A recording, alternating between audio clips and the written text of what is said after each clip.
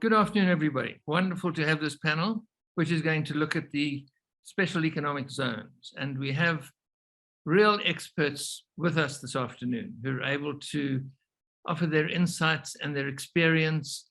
And these are people who have dealt at the face of the special economic zones and understand the problems and the good things about them and possibly what could be done to make them better. I think there is a general feeling that South Africa's special economic zones haven't worked terribly well. They have worked in other countries very well, and we're not quite sure why ours are not doing as well as they could be doing. But we're going to hear from our panelists this afternoon, and I'm delighted to start off with Tola Sitole, and let me tell you a few things about him, besides the fact that he's a Pirates fan and he's married with 4 children. Tola also is he's an experienced development finance practitioner. Let me just put on my glasses. He's had a career spanning 28 years in entrepreneurship, economic development. He started at Unilever and joined the IDC for a 9-year stint and has been CEO of 2 development finance institutions, CEFA and Mega, and held a number of directorships in listed and private companies. Currently contracted as the technical advisor to the Industrial Zones Program, which is a division of the IDC. And the IZP is tasked with accelerating the implementation of the regional industrial zones, the SEZs, and industrial parks and corridors. His current assignment for the IZP is as program director for the VAL SEZ program, housed within the Gauteng Growth and Development Agency. He has a passion for steering economic development and navigating the nexus between the public and private sectors to advance national development goals. So, Tola, could I ask you to tell us a bit about what's happening in the VAL?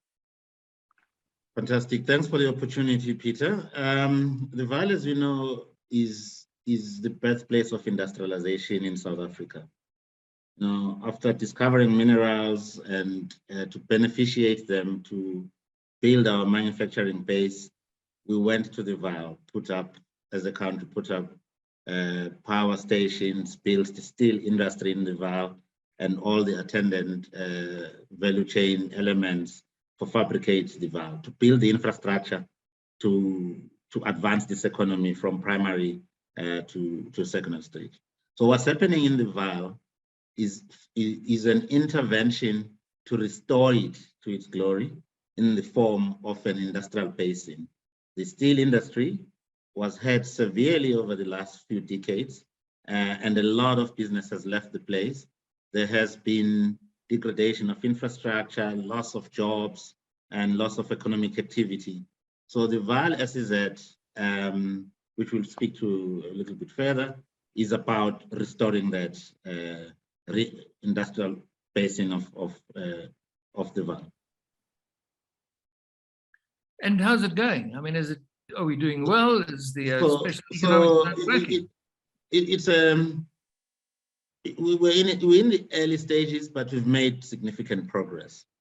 It's a very difficult proposition to go to an area where, as you would know, areas where there were like old mining towns, whether it's in South Africa or everywhere, where there was a lot of industrial activity, and then you experienced a period of decline due to economic dynamics, demand, supply, changes in the environment, and you have a lot of people who are unemployed.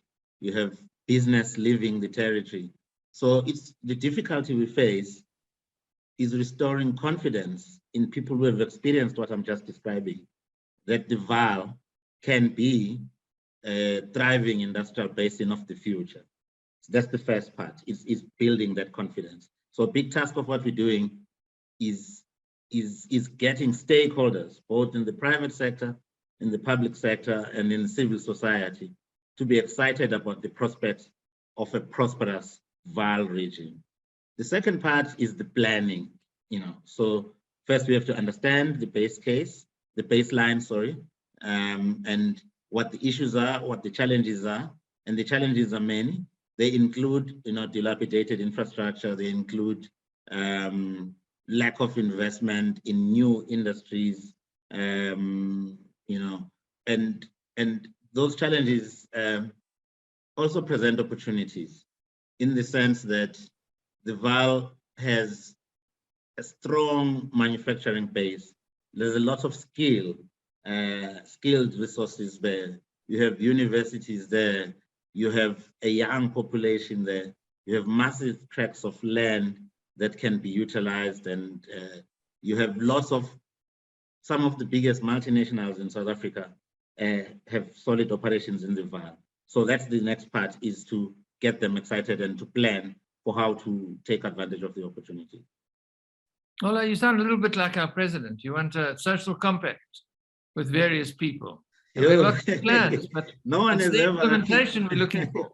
No one has ever accused me of that, but I think I share his views about the centrality of investment to restoring the country on a path of dynamic economic growth.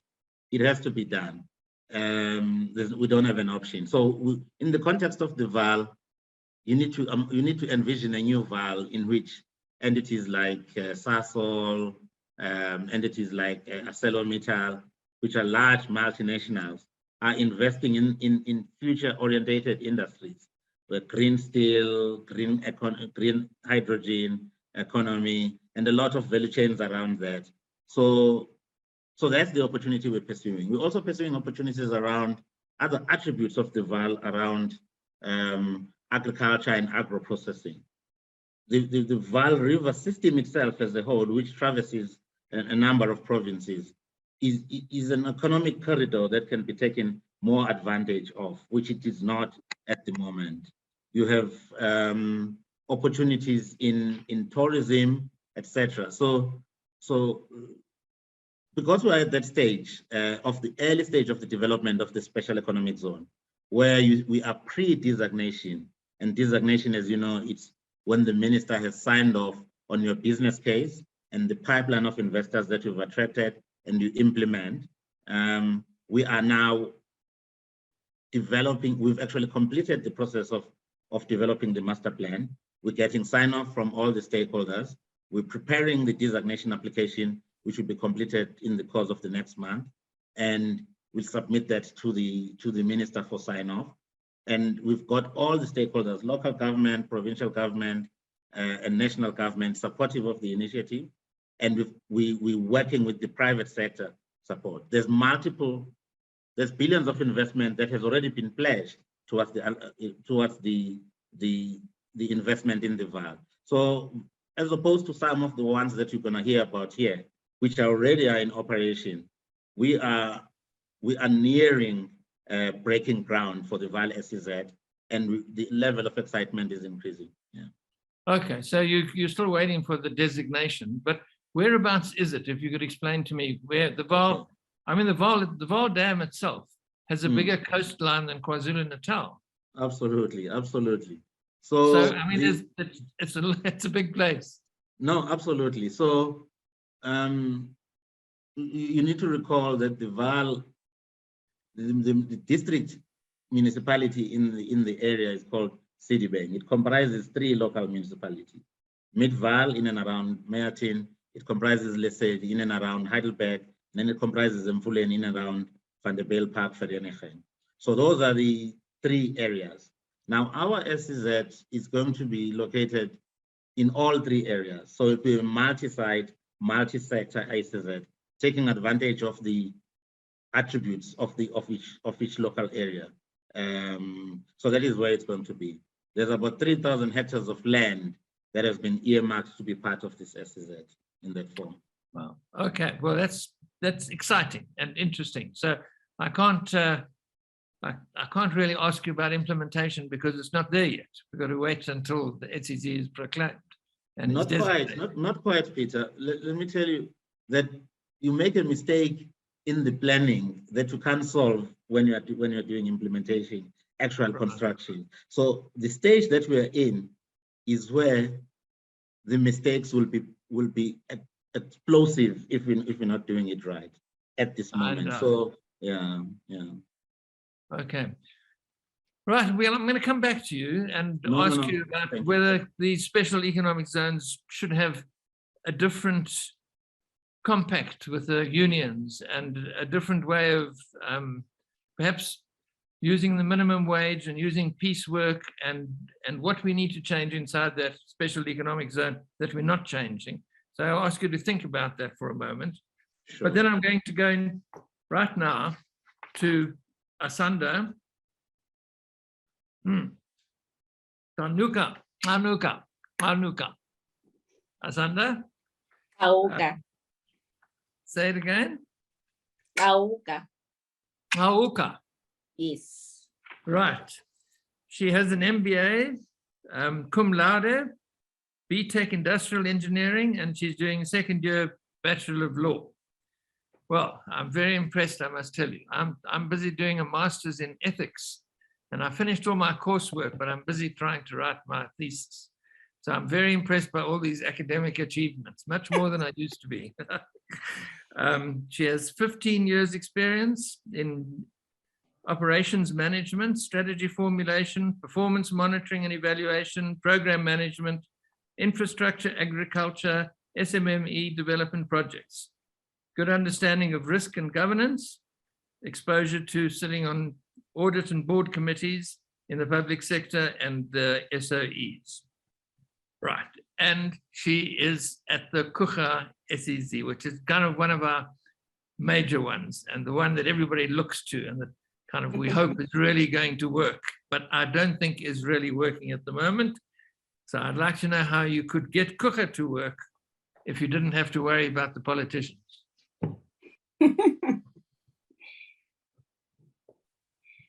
Okay, Peter, thank you. I think as you have just said, truly speaking, the story of the Kucha Special Economic Zone, I mean, it's the first SEZ to even be established within the government. And at the time, when Kucha, at the time, government was still planning about the special economic zones, a lot of people, there were both negative and positive views about it. There was a lot of negativity to say, but I mean, is this really going to work? Is it not going to be, say, a white elephant whereby you have designated an area which is meant to drive the development of your industries, put in the infrastructure, but are you really going to be able to attract, investors to come and be located there? Secondly, there was a whole, there were whole questions to say, once you have then attracted those particular industries or investors, what is the likelihood then of you being able to retain them? Because attracting is one thing, but then the retaining part then is a whole other story, because when you're talking about retaining, it means that you need to make sure that your operations within the SEZ, they work. Secondly, you also need to make sure that the investors that are located within the SEZ, that will enable their operations as well, in that if ever they need to export, then there needs to be infrastructure. They need to be able to connect to the port. If ever they have certain inputs which they need, then you need to assess whether they will be able to get that locally. If not locally, then what is the ease of them getting that, as imports? So I think it is a good story to tell, in that Kucha has managed to demonstrate not only that the SEZ model can work, but in that as well, we have managed to secure investors, and at the same time, we have even been able to retain the ones that are there. So as much as the 9,000 square meters is still not yet fully established, but the good story is that this thing has been started. Secondly, it has been tested. Number three, we are able to demonstrate that it's possible to attract, at the same time, it's possible to also retain, which then becomes the key thing. And of course, I think, Peter, as you said, we're experiencing a lot of challenges. because I mean, the SEZ on its own is not operating as an island. So we are then also affected by what is happening, you know, regional politics or not. We're also quite affected in terms of, I mean, around the, for example, the issue of the energy crisis or sustainable energy provision. Those are the things that makes the investors to be more concerned, or whether they should remain within the SEZ or not, or whether they should even remain within the country or not. So which means that in terms of one asking a question of whether is this thing about SEZs working or not, but the answer to that question cannot be answered by looking at just the number of SEZ that you have formed, but you should also then be answering whether is the environment then created which is going to enable the SEZs to function. So I think just to say, yes, there's still, of course, a lot of room in terms of making and ensuring that you're not seeing a lot of green areas that are there, but you're seeing a lot of buildings, a lot of industries being formed. But truly speaking, whether SEZs work or don't work is also depending on creating the environment being enabled, creating an enabling environment. Right, Asanda, I mean, I'm with you. So you have the same problems that everybody else has, electricity and the railways, but you do have a port. And I mean, that port of Kucha, I don't know whether that kind of works, or does it go through Port Elizabeth? And what I'd like to hear from you is, at the moment, none of the SEZ seem to me to be making money. Is Kucha going to be the first one that actually makes money? And if so, how long is it going to take? You say we have a good story to tell. I heard that from a previous president, and I didn't believe him then, right? And I'm not so sure that I'm with you on the fact that Kucha has a good story to tell. I've driven around there, and there doesn't seem to be enough activity. Well, in terms of whether are we making money or not, Peter, I think people will be able to find that answer really on our integrated reports, because truly speaking, up until now, we are not really making a loss. We are not at the stage whereby we are saying we can really be totally independent of government grants, because I mean, we still require certain investment from government when it comes to the actual infrastructure.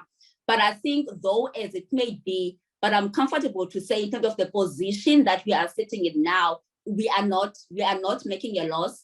And at the same time, we are not highly dependent on government grants. And I think what has really assisted Peter in terms of the story of Kucha, when the SEZ was established, of course, there was a lot of learning that we needed to have, mostly around the implementation of the infrastructure, the project development capability, skills, and the rest of those things. So what we have done then is to try and see how else then can we be able to assist government in terms of the implementation of the infrastructure projects. And in that, we have then built our project implementation or project development capability, which is then assisting us to be able to generate or to have another stream for revenue generation. Is the same when it comes to human capability, skills development, because when you are talking about that you want to attract investors, but the question is there going to be skill? Where are we going to get skilled labor? You know, the labor market, South Africans, people normally say they're not necessarily educated, they don't have skill. So we have tried then to use all of that to even create, say, other streams for revenue. But as is, we're not making a loss. The story is indeed promising. And I think, Peter, if ever we were really dependent so highly on government grants, then I think we would not be at the stage where we are in now. So we have tried then to use the learnings to be able to see how best then can you be able to have other alternative sources for revenue generation.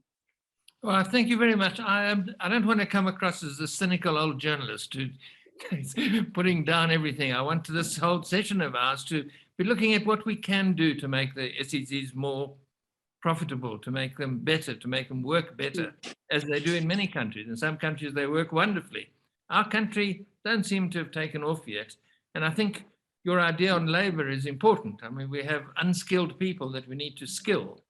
And we also, I think, need to look at how we pay people, because the unions insist on this sort of very rigid pay structure.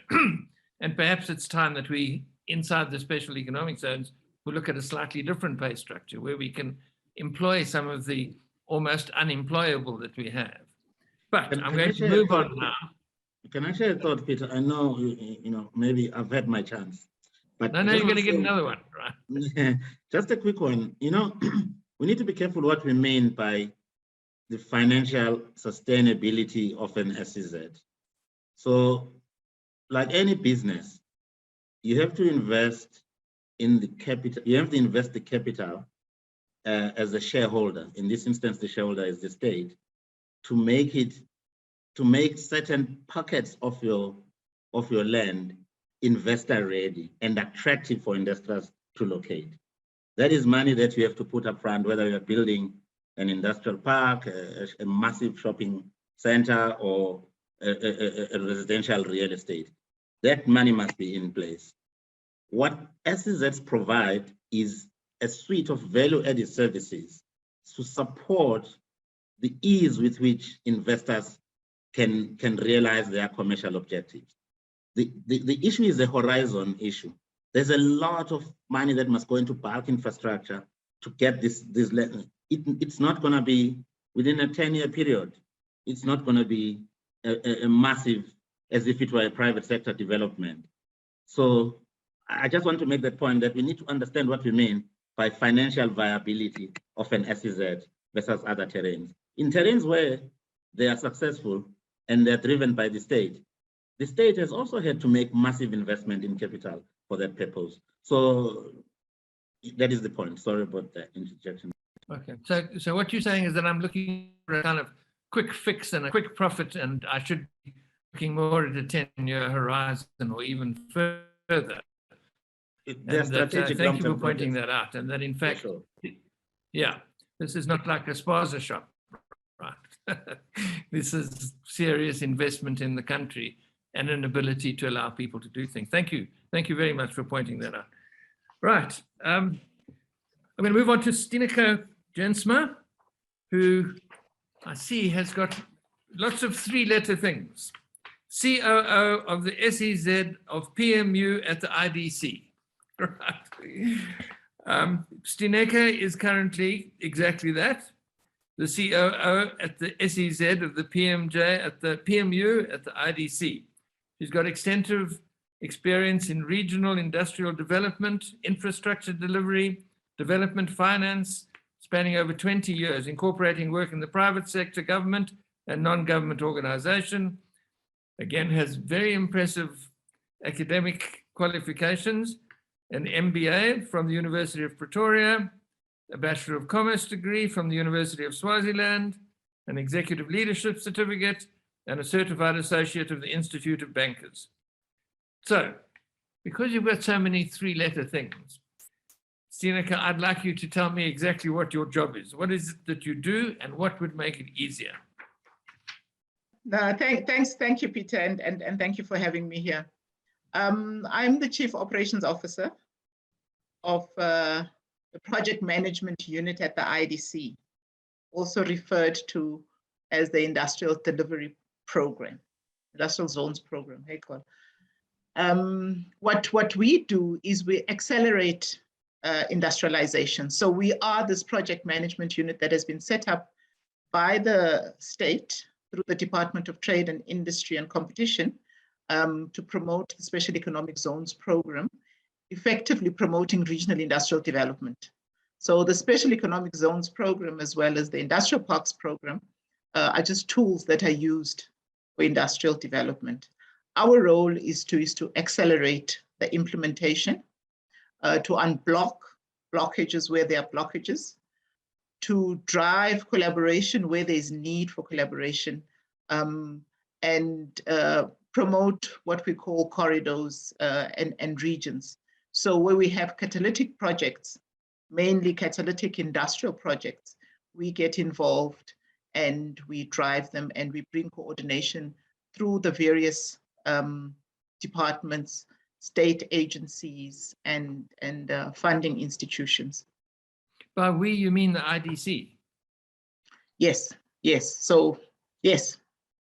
So you actually making this all happen and helping to coordinate it and to be a catalyst to make sure that everything works together. Is that right? Correct. So we are the glue. You're the glue. we are the glue and the accelerator. Well, I mean, that sounds like an enormous job to me. I mean, just dealing with one SEZ sounds to me like a very big job. But your job sounds much bigger than all of that. I mean, you've got to get all of them going and you've got to get them all together. And what would make your job easier from government side? Yeah, so it's the work is broad and it's very interesting. And yes, it can be very difficult, and working with people can be very difficult. But the best part is that we work with the very good, and we work with the infants, the slower ones. So we are able to steal from those that are doing very well and give to the lower producers. And as indicated earlier on, you know, the program, the Special Economic Zones program, is an enabler.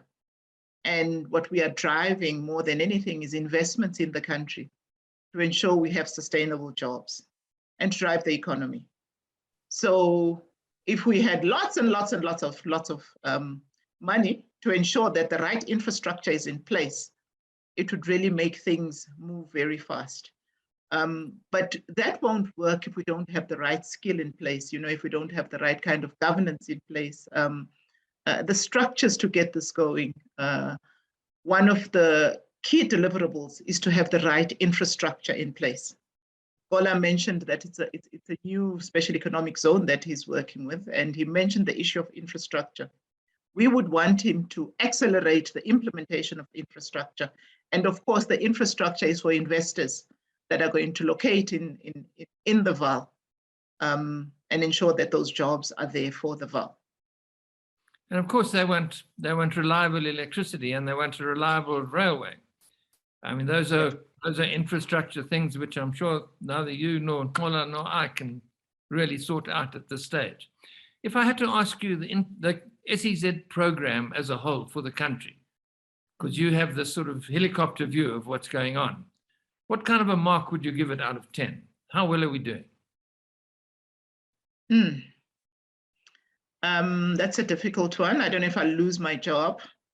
You won't. You're too precious. You're too needed. You have too many skills. Yes. You know, we've got a number of special economic zones that are doing well. And Asanda has spoken about Kucha. You know, Kucha is one of our champion SEZs that has made a mark. And Kucha's work actually goes into the continent. It's not just limited to South Africa. And now and then we tap into Kucha and spread Kucha's capability to the other provinces. We've also got a newly established Tshwane automotive special economic zone in Gauteng, in Pretoria. And in no time, we've put up 12 factories there, you know, so that is phenomenal, you know. Are those automotive factories or different various? Yes, so we've got Ford SA as the anchor special economic zone there. And the suppliers into Ford are also based around that special economic zone. What makes it? Sorry, no, continue. You know, no, I was just going to add another one that is performing well, similar to the East London Special Economic Zone. It's also an automotive special economic zone. And we also have the newly established Dube Trade Port, which is doing fairly well as well. Where is the Dube Trade Port? Dube Trade Port is in KwaZulu-Natal, next to the King Shaka Airport. What Duguza? Yeah. What makes a special economic zone? Why is it different from the economic zone outside my apartment? Yeah, so it's special, you know, starting with the word, it's special. So it's literally a zoned area that promotes industrialization. So it will have the right kind of infrastructure to drive industrialization. So outside your house, you might have a retail area and not necessarily a special economic zone. In some instances, you'll find that the state provides certain incentives or certain tax rebates to drive investments in that special economic zone. Thank you very much, Stineka. I mean, it's fascinating, and what you're doing is amazing, quite frankly. And we'll come back to you. I'd now like to introduce Maidel Matika, the Chief Investment Facilitator for the Gauteng IDZ. So Maidel is an experienced strategist, program manager, and investment facilitator with 20 years career experience in the public and private sector. She's been with the Gauteng IDZ Development Company, a government-owned special purpose vehicle established to develop and operate the multi-billion rand SEZ program located at ORT Tambo International Airport. I should imagine one of our most important special economic zones. She's responsible for delivering investments into Tambo, into the ORT Tambo International Airport, SEZ, and she oversees the development and implementation of responsive investor attraction strategies for the SEZ. Key deliverables include attracting and converting concrete investment interests into the SEZ, building and maintaining strong relations with key public and private sector role players, as well as proactively identifying investment partners and opportunities to deliver this multi-billion rand economic development program. Maidel has a Bachelor of Commerce degree with a major in industrial psychology from the University of Namibia, a master's degree in business administration from Gordon Institute of Business Science of the University of Pretoria, and certificates in project management, strategic management, and corporate governance from the University of South Africa. So it seems to me that you're in charge of one of our most important special economic zones. Tell us about it. Yes, so thank you once again, and good afternoon, Peter. I hope I'm audible. So I form part of a team that is overseeing development at the OR Tambo International Airport, SEZ, as you have indicated. Indeed, one would argue one of the most important ones, certainly from a locational perspective, appreciating, of course, the role that OR Tambo Airport plays for the economy of South Africa. So based on its location alone, OR Tambo should be able to attract and does continue to attract a lot of market interest. We have had a bit of a slow start with regards to developing this particular SEZ, currently in the process of completing phase 1 of that development, but the interest has always, in our view, exceeded expectations in terms of just the location and the interest of private sector to work hand in hand with government to locate in that particular corridor for the purposes of manufacturing and exporting into Africa and globally, because at its core, that's what the SEZ is supposed to do, to catalyze investments that will drive export-led growth, but also support industrialization and the creation of jobs in South Africa. So this airport SEZ, I mean, does it have a name? The SEZ, is it called OR Tambo SEZ? Or? It has a name, and it's aptly named OR Tambo International Airport SEZ. So it takes its name after the airport.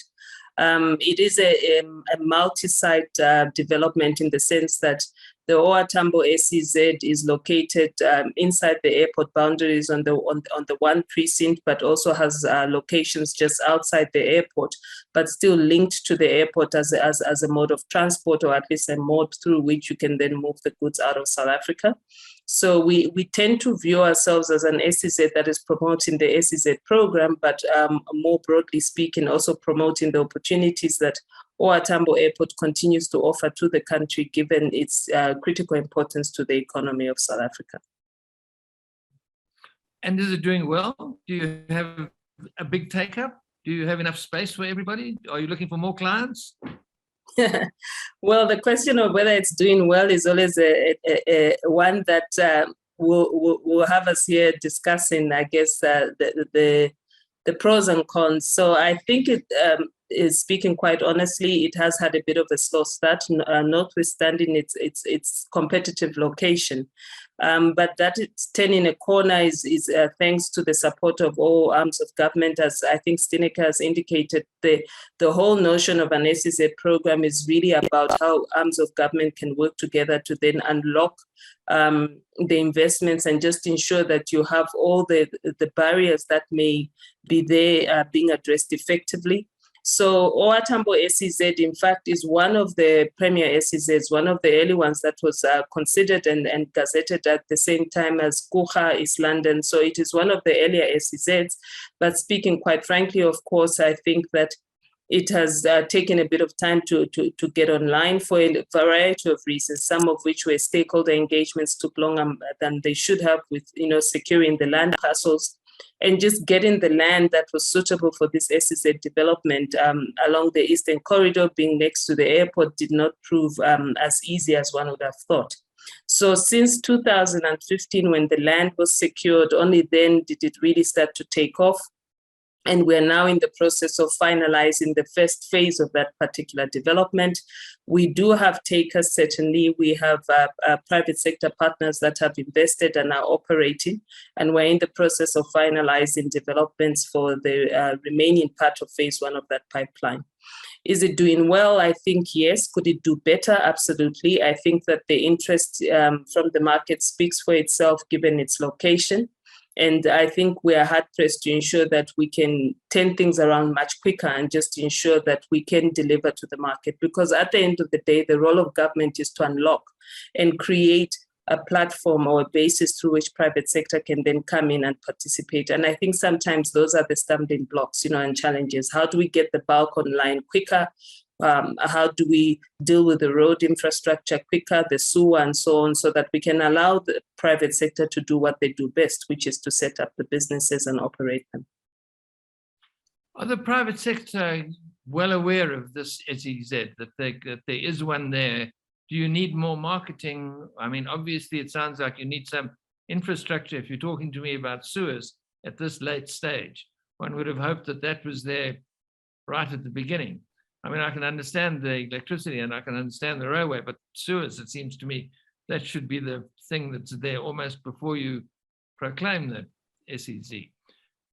Yes and no, and absolutely. I think that any SEZ has with it, and Kola mentioned earlier, the concept of designing this, industrial hub. So sewer will always be there within the context of OR Tambo. Of course, it's there because you're located within the city of Ekurhuleni. But what's also true about South Africa is that we need to continue to improve and upgrade and ensure that we grow that capacity, and that is the case not just for electricity, but I think within the South African context for our sewer systems, for the water systems, so that as we attract these investments, we ensure that we have the base, but we continue to plan ahead. And I think that's what's important about this SEZs, that we realize that they are really tools at the end of the day, and that they are tools that create a buzz for development in that particular area. Regional development nodes that they're used as a basis to then say, how do we begin to, within the context of Ekurhuleni, for instance, how does this SEZ respond to the economic development framework of the city of Ekurhuleni, and what needs to be done to ensure that the entire region benefits, so that the SEZ is not an end in itself. The SEZ becomes the basis through which you then can begin to, create that buzz and interest for the market to come on board and do what they need to do. From a marketing perspective, yes, I think that those that are certainly interested in locating next to the airport would be certainly familiar with this particular SEZ, much the same way that any investor that is interested in locating next to the airport would be familiar with the likes of Dubai Trade Port, for instance. So in that context, certainly I think it is well known. And as I've indicated, the interest in the market continues to, in our mind, exceed expectations in terms of what the market would like to see. And that links up to the entire development that you see in Ekurhuleni all along the R21 and the Eastern Corridor in general. Well, I hope that the infrastructure gets sorted out. I think because all of you seem to have mentioned infrastructure as a bit of a problem. But it does seem to me that government's aware of that, but we do keep getting promises and we don't quite get implementation often enough, and I hope that's going to arrive. I'm quite heartened by the fact that all the panelists sound like you're quite optimistic about the SEZs. You don't think they're dreadful, and you don't seem to see that we need huge changes to policy. But I could be wrong. So let me go back and ask Kolam, what do you think? Do we need big changes? Do we need to change our policy? So the SEZ program comes back from way back when under industrial development zones like Guha many years ago, to early 2000s. And there has been changes to policy over time, informed principally by experience.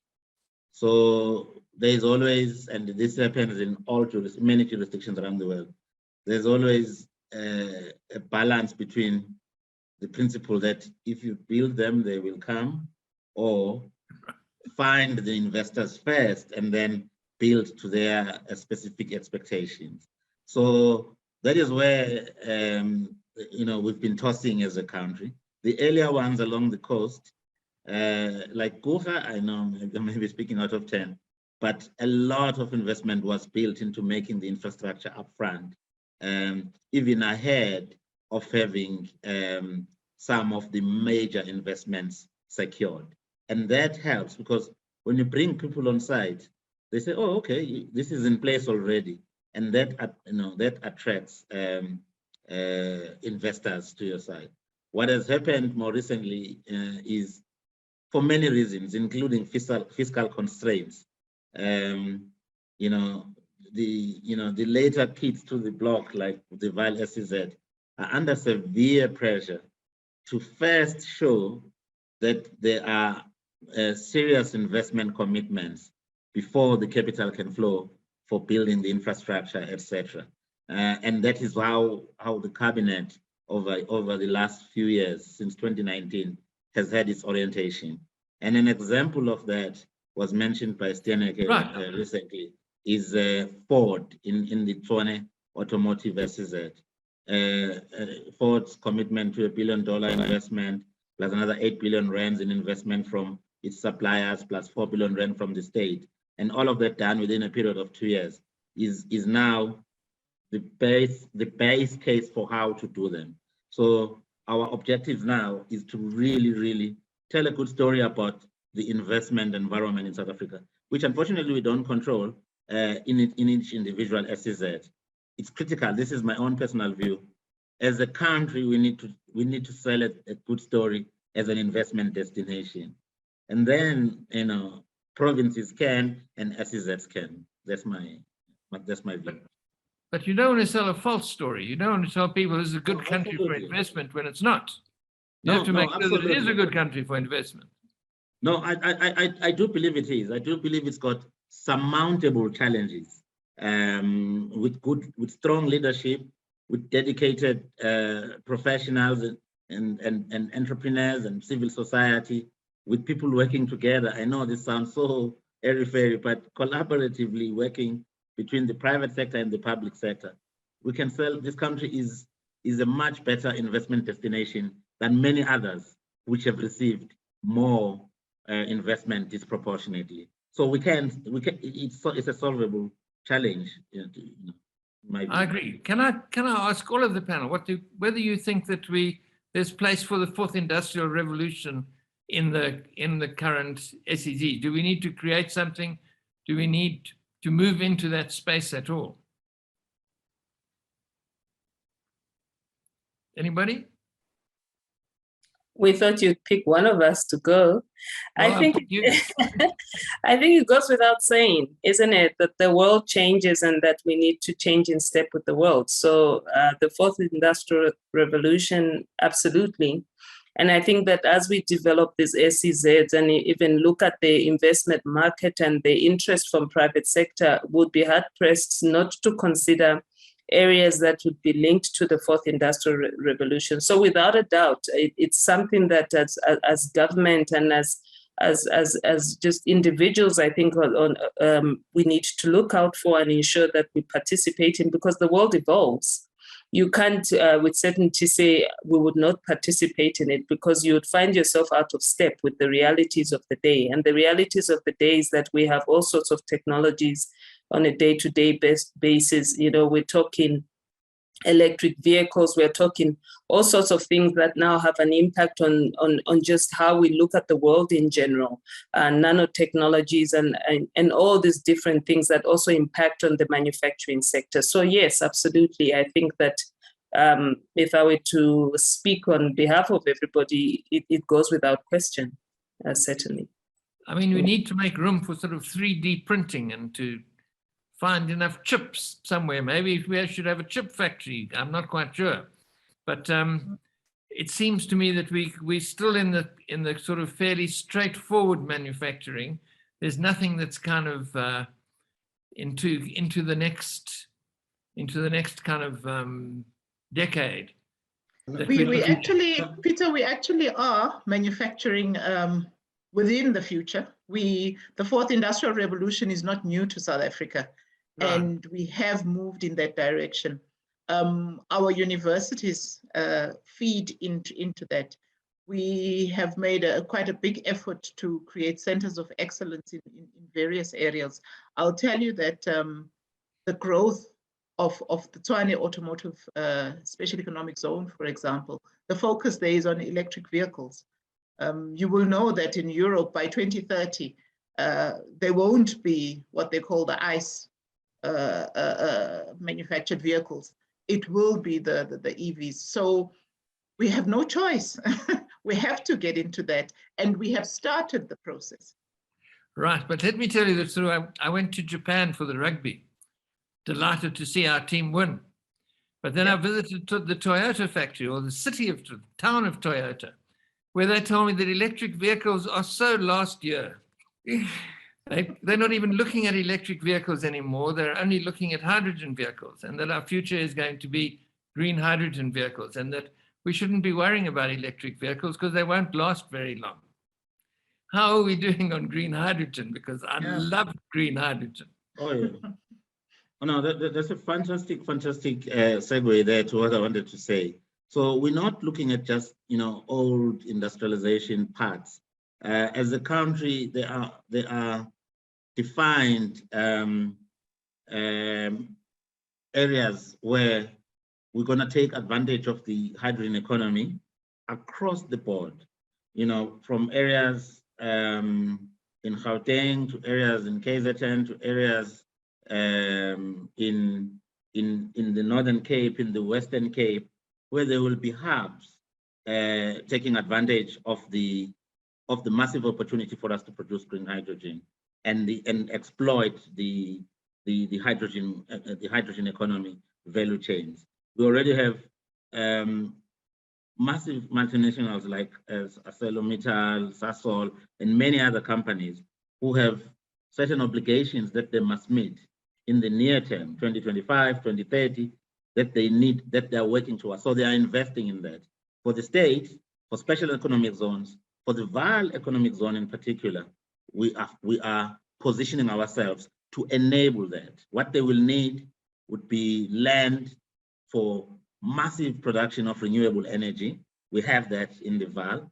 What they will need is the production of renewable energy components. We have that basis in the Vaal, and that's what the Vaal SEZ is earmarked for. But you'll see lots of different things in the hydrogen economy that will happen as a result of that. So it's a very exciting prospect. And these are not things that are still pie in the sky. We're talking about investors that will start locating in the Vaal SEZ as early as in the beginning of next year, or building in the beginning of 2023, manufacturing fuel cells in the Vaal, and attracting other companies for components for the manufacture of fuel cells. So there's much that is happening behind the scenes that obviously we communicate as and when the opportunity arises. Well, that's good news. I'm delighted to hear that. I think we're sort of starting to run out of time. I'm not quite sure how much time we have left, but what I'd like to ask each of you is to tell me what you would like if you were the president, if you were in charge. what would you change or what would you move towards making our SEZs better? We'll start with you.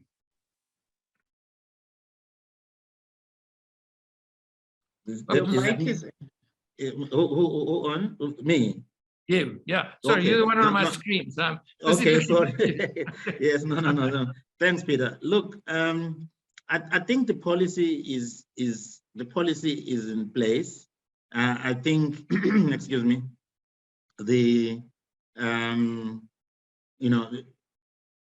the business case for special economic zones is well articulated and remains valid. The reality is we are competing for these investments, whether they are local or foreign investors. We are competing for them. We're competing for them to locate either within the SEZ or locate in South Africa at all.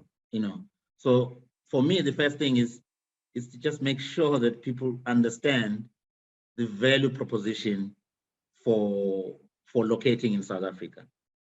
Don't tell lies, but there are opportunities for investors to locate in South Africa, and it's been done and proven where they can make commensurate returns for a manageable risk in South Africa doing that. So that's the part. So it will be easier for me if I can attract investors with a story that is solid. The rest is manageable. Funding infrastructure, project execution is manageable. It's just I need to be able to tell a solid story about attracting investors. And you're talking about attracting investors from outside of the country into the country, including locally, Peter, because local investors will sit with cash. They might inject it elsewhere. They might delay projects. So you need to build confidence with the local investors, because when foreign investors come, they first ask the local guys, how is the government treating you? How quickly? So you can't say, you can tell a good story to others when the guys at home are not happy. So it's very important that you apply it to both. Right. Asanda? Okay, just from my side, Peter, indeed, there's a lot that has been covered today, but I think one with regards to policy, I think I do want to align myself with Kola in saying that policy in South Africa, truly speaking, is not an issue, but I think there needs to be alignment in terms of policy as endorsed, as adopted in national, and also aligning that with a regional, with the regional focus areas. So that alignment is quite key, because as much as SEZs are driven by national, but in terms of the space of operations, that happens regionally or within provinces. So that alignment then becomes very important. Then the second thing, which I think would make the work of the SEZs to be at least easier, is around the focus areas, to say nationally what must be, what are the focus areas? Are we driving say energy spaces development? Are we driving renewables, gas? Is it ICT? But I think for me, what is important though is that we should, if national identifies certain focus areas, then those focus areas should also be adopted by provinces. Because if you are going to identify, say, certain focus areas at national level, government nationally will allocate certain budget, but you will find that at provinces, that has not filtered down. So the gap which exists, then province would not necessarily be able to fund. So hence, and I'm saying in terms of the focus areas, national, regionally, that is important. I will make a typical example, Peter, to say government nationally is talking about diversifying the energy revenue. No, not energy, yes, energy generation capacity within the country. But is that the same focus areas which the provinces are endorsing? Because you might find that government is driving that, but provincially are those the same focus areas? So that alignment then becomes important in terms of us as a country being able to deliver on that 2030 mandate.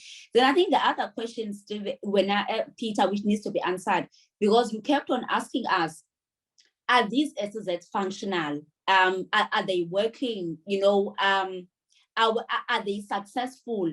And the truth of the matter, we might have answered in the best way, which we think we can.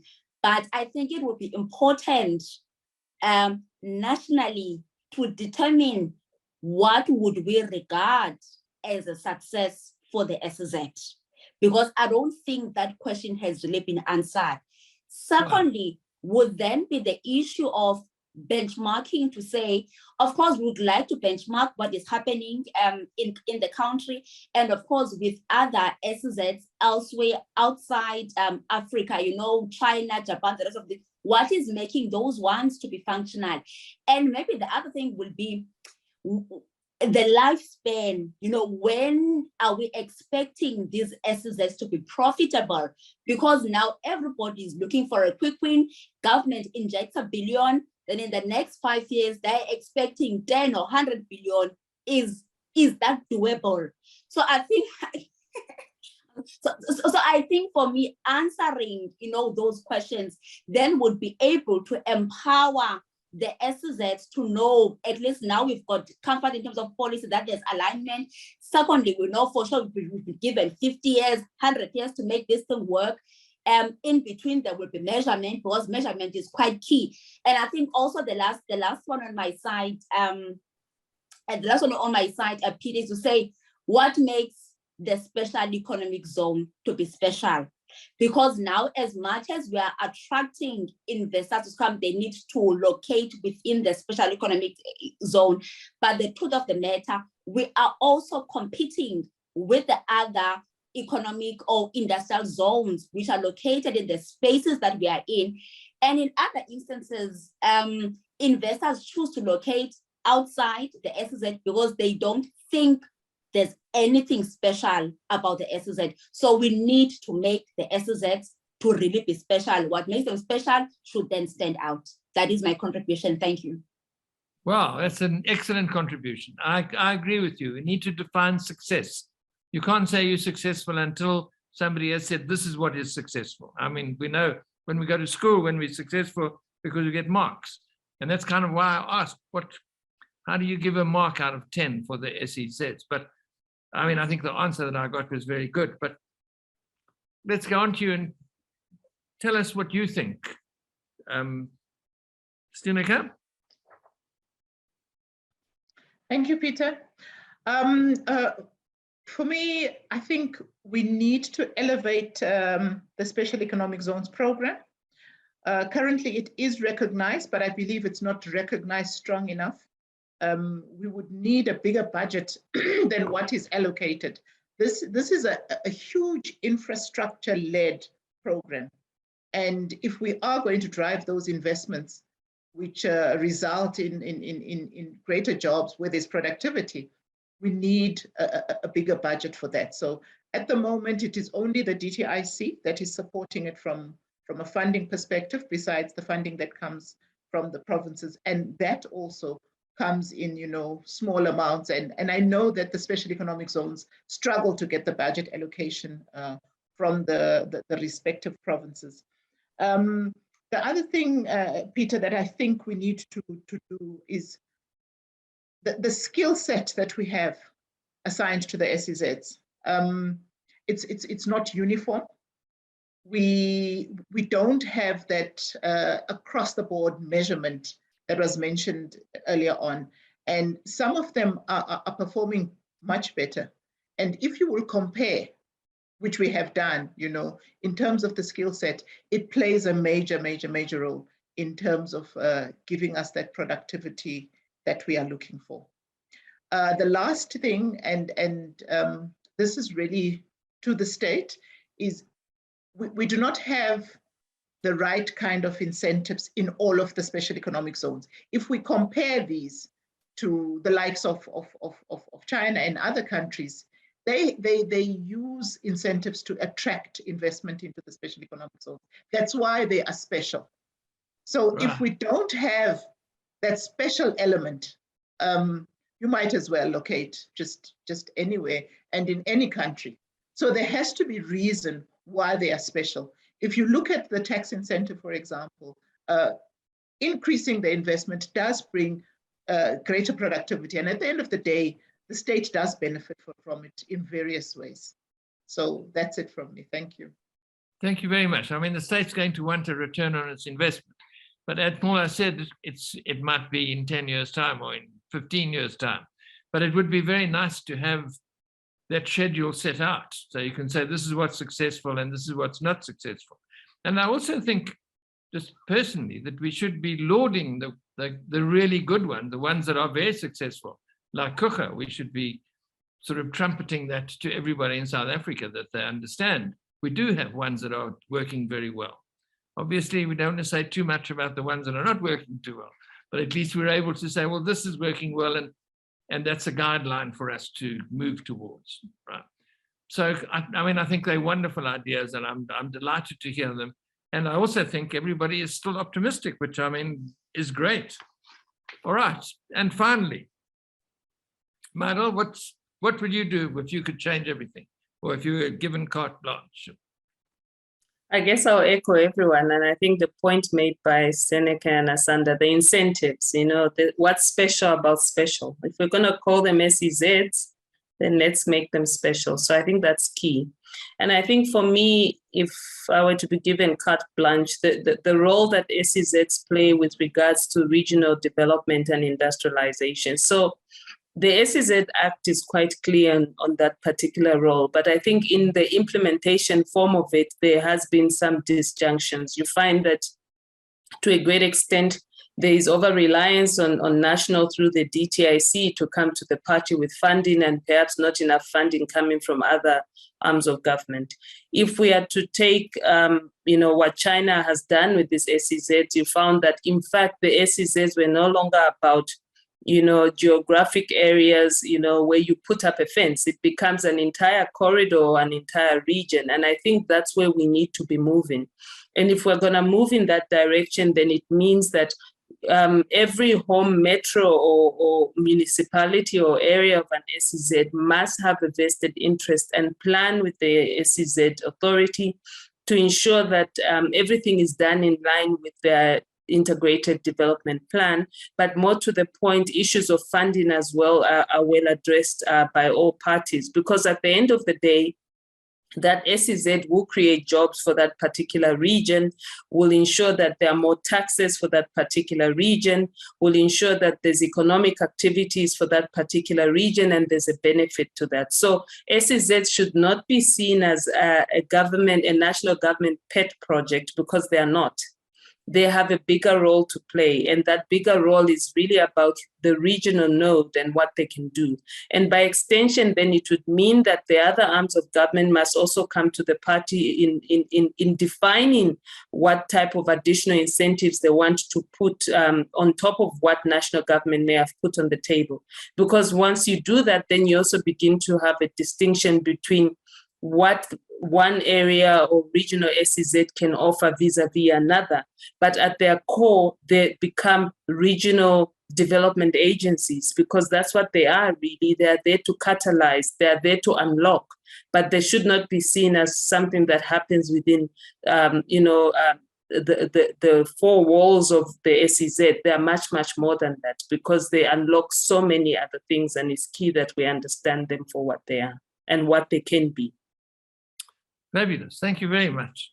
Thank you, all of you. I mean, it seems that if I have to look at what people would like, or what the experts panel would like, it's that the region and both the sort of provincial and the local government needs to join together with government. They need to have a single plan, and they need to operate together in concert. Plus, they need to be champions. That area should be championing its own SEZ, very much like you would champion Mamelodi Sundowns because you live in Pretoria. So you've got to have people saying how proud they are of Kucha and how well it's doing well, or how proud they are of Ekurhuleni. I mean, Ekurhuleni is considered a well-governed metro, reasonably well-governed, and people should be really proud of the R Tambo SEZ. That's kind of what you're saying. And we're also saying there needs to be more money put in. Generally, I think there needs to be a bit more public relations perhaps about them. And there definitely needs to be, the infrastructure needs to be sorted out. Obviously, I mean, the whole country desperately needs the infrastructure to be sorted out everywhere. But those seem to me the things that we want in order to make the SEZs better. I am really heartened by the fact that these experts think that we're doing quite well. They don't think we're doing badly, and everybody seems to be quite optimistic.